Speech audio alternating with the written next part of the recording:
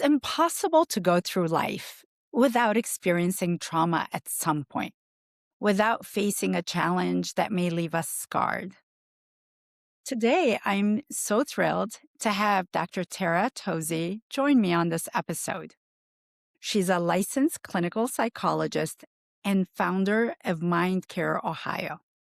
She brings 20 years of experience working in numerous levels of care and specializes in treating eating disorders, body image concerns, anxiety disorders, depression, mood disorders, chronic illness, you name it. So I thought she would be the perfect person to join me to unpack some of those questions that I've wondered about.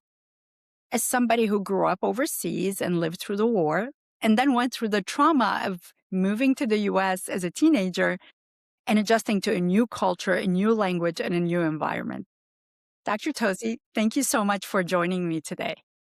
Thank you so very much for having me. I'm so excited to have the opportunity to chat about this and all sorts of related topics that might float in our windshield here. So, thank you. Thank you. Usually I prepare some questions and before I begin to record the episode, but with you, there's so much to unpack. So I decided not to have a list, but instead just talk. My hope is that somebody who's listening to this will find the information beneficial. So let me start with the most obvious question. How does one process prolonged trauma? Is it possible to heal from trauma? Yes. And the reason I slightly paused before responding is yes, with asterisks. I would say trauma changes just about everyone in some fairly predictable ways. The extent to which a person might be affected is variable from person to person and trauma to trauma, and the amount of trauma and the length of trauma. So I liken it to maybe like an autoimmune condition where it's something that exists within you that sometimes shows up and kind of causes more trouble than it might at other junctures, but that ultimately, with the right knowledge and dedication, Mhm. you can generally manage effectively, successfully, not be afraid of.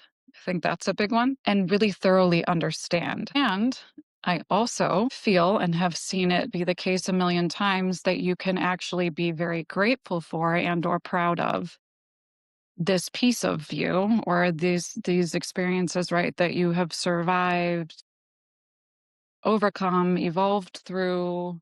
I like to say that for many people, trauma is one of these sort of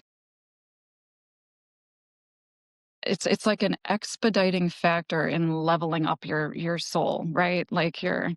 your wisdom, your resiliency, your empathy, and even the sophistication of your brain. Because while trauma does change the brain, which we'll talk about in a moment, it also makes it a more complex, fancy computer, right? With some new strengths and nuances, but changes the brain, I guess, point being, not always in a negative way. So I know that was a very lengthy answer to your question and like a very overly analytical one, probably. But yes, lots of positive to come out of trauma. As you were speaking, it occurred to me. Does it matter when the trauma occurs?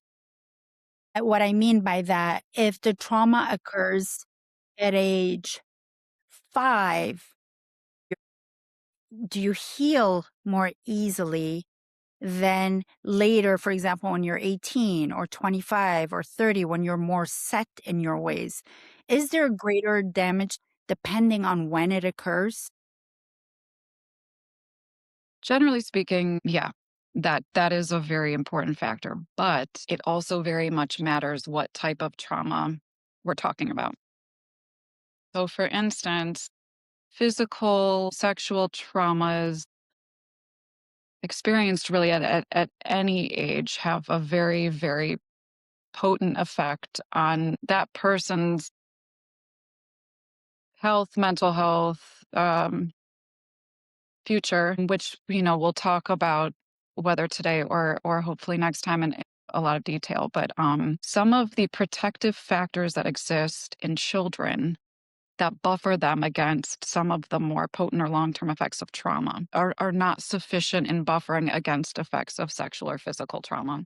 So kids, and a lot of people have probably observed this, that, or even in themselves, where there may have been a major loss of a family member or some like majorly significant change or unexpected trauma or event or loss that occurred when a child is age 5 or lower. And the child often will adapt and or move forward more quickly and more effectively than most of the teenagers, adults, so on and so forth, because of some of the normalcy of them being more focused on, their own internal experience, what's happening in the here and now, their exploration of their own toys, their own interests and goals. So there's a lot.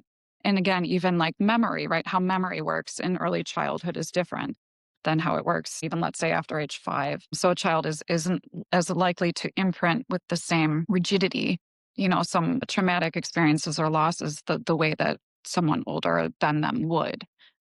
But I would say the exception is physical or sexual trauma, which seems to kind of lay a different framework. So, how does one process prolonged trauma? And what effect does it have on an individual's behavior? So I think that question is interesting to think about, like how does one process trauma? And the good news um, is that we come very pre-equipped, in our DNA, thanks to, the significant traumas, right, of all those who came before us to be resilient in the face of trauma. And I'd always emphasize this with my patients that if you do nothing, what you still have is your human brain and your animal brain, right? Like the hind brain, sort of like our most sort of basic survival, areas of our brain. They anticipate trauma. We are built to somehow still carry on, to be able to put trauma somewhere in our brain where, like, yes, we are affected, but on the whole, are still functional, or we're still capable of hope, taking, risks and things like this. That being said, thanks to the fact that we have a specifically human brain and we have all these other, right, this frontal lobe that's got its own sophisticated, human specific characteristics, we can do better than the basic equipment that we came with. If I would say, A, you acknowledge that your trauma was even a thing. For some people, even that's very hard, right? Right. So, in terms of steps of processing, that's a big one. I would say number two, an even more important one, is just recognizing that trauma creates lingering effects, that it changes us, changes our brains neurologically, physically, and that it changes a bit our character, our temperament, our personality, our relationships, right? I think even just being able to recognize that and learn more about it. What does that look like in most people? What happens when a human brain is exposed to this or this or this type of trauma? Just that, calling it what it is, understanding more about what that can create, and then understanding that any resulting difficulties are not a sign of weakness, right? But they are just part and parcel of having a human brain. So I would say, like, those are some of the most important base elements, right? If you're going to intentionally process or address trauma in some way. And then I think once a person has sort of moved past that, like a basic understanding and recognition of it, then you move toward understanding yourself specifically, your trauma specifically, and how it affected you specifically. And yes, while it is often very worthwhile and effective to do this with somebody who specializes in doing this, right? Like to work with a therapist, a psychologist, a doctor, a psychiatrist, like who is very comfortable, right? And like well versed in understanding this. It doesn't have to be. I think there's also plenty of opportunity for people to, discuss their traumas. And in ways, sometimes it's even more powerful to discuss this stuff with immediate family members, with your spouse, with a close friend, with other people, even who may have been in that time, era, situation, event with you or around you, or who knew you at that time and know you after, because other people can also offer their understanding, and then there's their outside insights even into how you may have evolved or changed as a result of that event, and not always necessarily in negative ways, but just in any ways. So I think conversation about it and understanding where it belongs and what it did in your life story is very powerful, especially if there's an ongoing time and place in which that's sort of planned or contained. What's very destabilizing is when trauma is it's you're immersed in it, right? Like you're drowning in it. It's not like, oh, I'm going to visit it at this time and place, and then I'm going to be able to kind of safely package it away and then not have it haunt me or be the dominant content of my mind everywhere I go, everything I do. So that would be the other thing I would say, that I think there being a regular time, place, and space to visit it, to understand it, is very important. And that doesn't necessarily mean that a person needs to do EMDR, or another intense revisiting of all of the feelings and the sensations and the thoughts and events of that trauma. Doesn't even always mean that. But I would say at base, we do best when we at least try to make the connections and integrate it into our story or understanding of ourselves and how we became who we are. Such a long answer to your question. I'm verbose, if everyone has not picked up on this. Listening to you, one of the thoughts I have is how do I, someone who is not a psychologist, I'm always fearful because as an empath, I want to offer support. I want to help somebody if I know they've gone through something traumatic, but I'm afraid to say the wrong thing. Mm. What might logically make sense to me that, oh, saying this would be helpful. If I show empathy, if I show compassion, if I show understanding, I think it could be so powerful. It could be so helpful. But that's also based on my lens, based on my experience. What if it's not helpful? What if it's hurtful? Like I've heard people who, for example, suffered with miscarriages, where they have shared with me the things that people have said to them, thinking it's helpful, that was actually hurtful. So Mhm, I'm always fearful that I may have the best of intentions, but mhm. is what I'm going to say going to have a negative impact? Yep. So I actually think saying to the person exactly what you just said, that is the answer to your question. Like, I think that goes a very long way. If you're able to say, I care so much and my heart is breaking for you and with you, and I want to understand and I want to support you. And I do recognize that I could inadvertently say the wrong thing or say something that like I didn't pre-anticipate how it would sit with you. And if that's the case, A, not intentional at all, and B, please tell me, because I want to know what your reactions are to what I have to say or anyone else, and then how do I best support you? Then even if you go on, right, to inadvertently say something that is the quote unquote wrong thing, because you gave like that groundwork of like understanding where you're coming from, it totally changes how it's received or like how it goes from there. Or like I think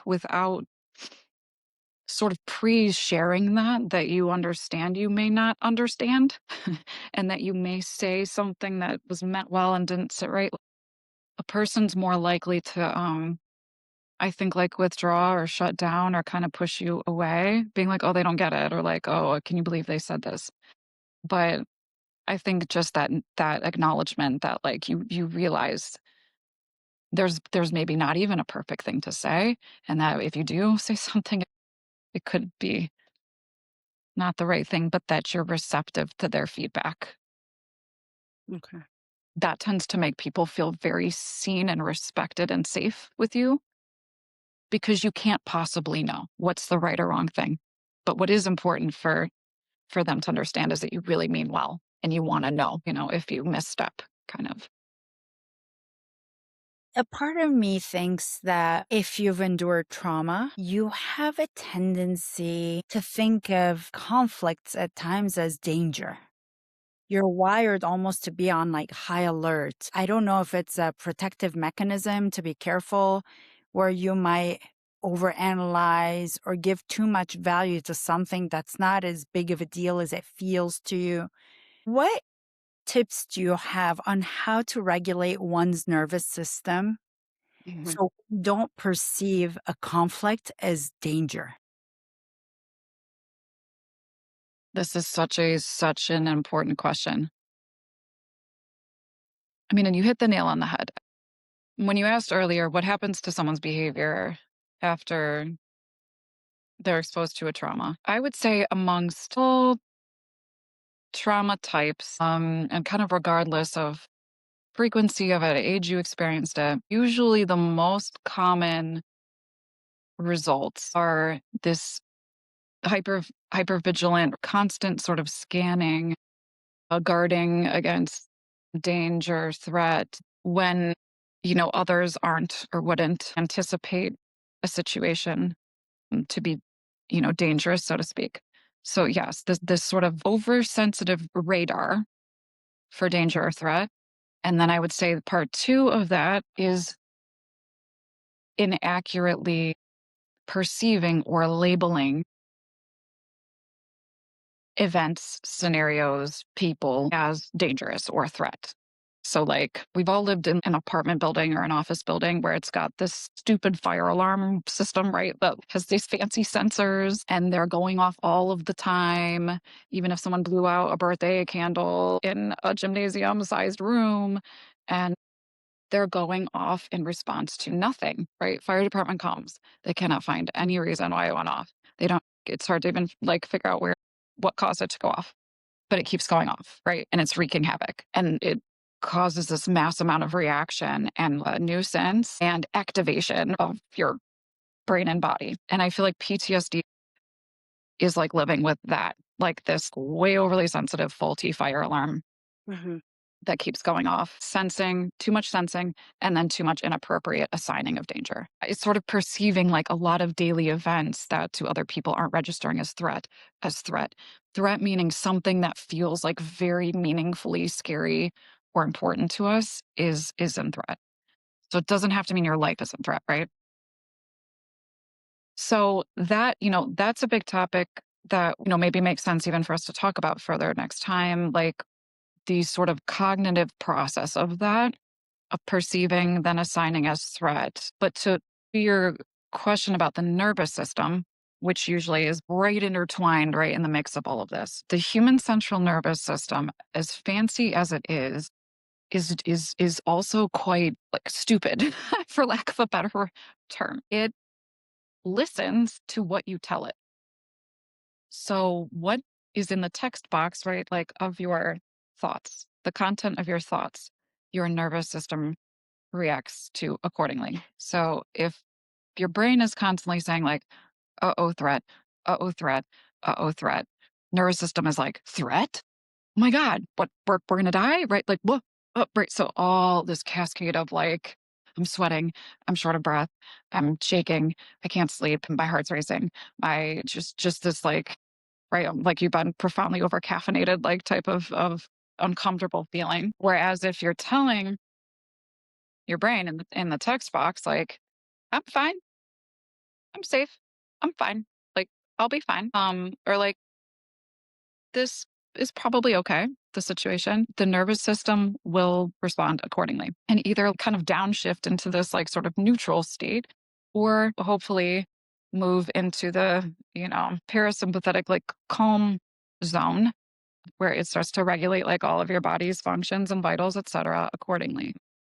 What is also really cool and kind of beautifully simplistic about the nervous system is that it is tied right into your hindbrain, your brainstem, your animal brain. And so it takes certain activities and sensations and whatnot as indicators of threat or safety. And much of that actually has root in our evolutionary background as evolving creatures, right? So what I always tell people is that if your brain and or nervous system are reacting in a state of threat, right? So it's sort of like fight, flight, freeze. What you need to do is whatever you would not do if you were being chased by a T-Rex is what you need to do. Because to your brain, even though we're not living, outside exposed to the elements and predators anymore in the way that we've been, we still are wired in a way that has basic associations to safe or unsafe, heralding back to that scenario. So some examples, and there's like a million, but I'll just mention a couple for sake of example. If we laying down on the ground, cats and dogs, right? If they lay down on the ground with their belly up, that's how you know this animal feels safe around you because their instincts are to protect their vital organs and not put themselves in a vulnerable position like that.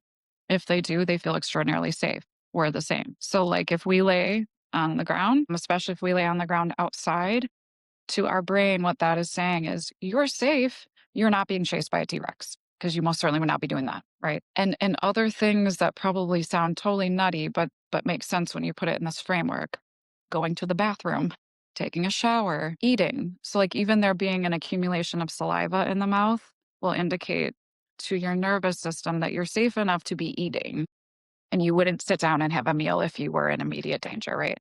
So there's an extensive list of interventions along these lines, but the basic premise is that we have significantly more control than we realize over the turning on and off of the switch of regulating the nervous system in one direction or the other.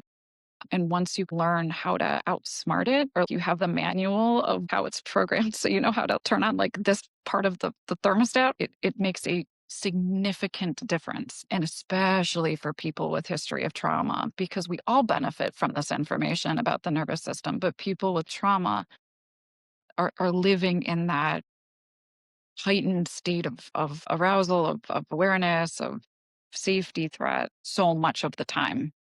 Um, Yeah. So that's my kind of as condensed as I can condense it version of my response to that, with lots more interesting things that people can dive into if they choose. Yeah. Well, thank you for joining us and helping us understand a little bit more about trauma.